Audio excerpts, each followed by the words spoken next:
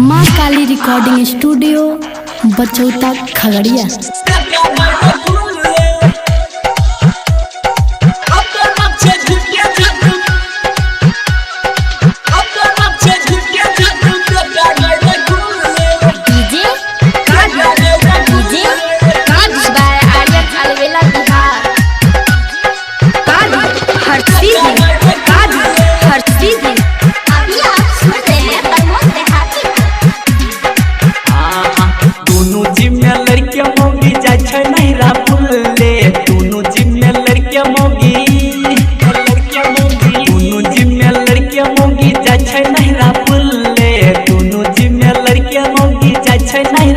अपना छे झिटिया झातु बेटा गैर खुल्ले अपना छे झिटिया झातु बेटा गैर खुल्ले सहाय जे घुरा हाबै छे चप्पल के हुल्ले सहाय जे घुरा हाबै छे सहाय जे घुरा हाबै छे चप्पल के हुल्ले सहाय जे घुरा हाबै छे चप्पल के हुल्ले अपना छे झिटिया झातु बेटा गैर खुल्ले अपना छे झिटिया झातु बेटा गैर खुल्ले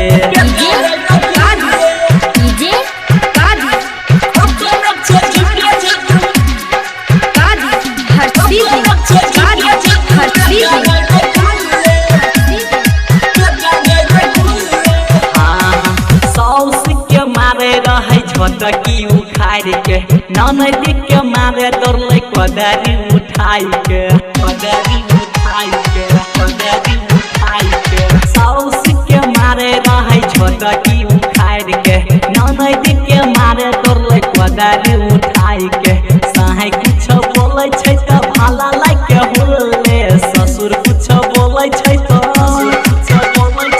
ससुर कुछ बोले छै त भाला लाग के हुल्ले सहाय कुछ बोले छै त भला लाग के हुल्ले अपना छे झिटिया झातु बेटा गैर खुल्ले अपना छे झिटिया झातु बेटा गैर खुल्ले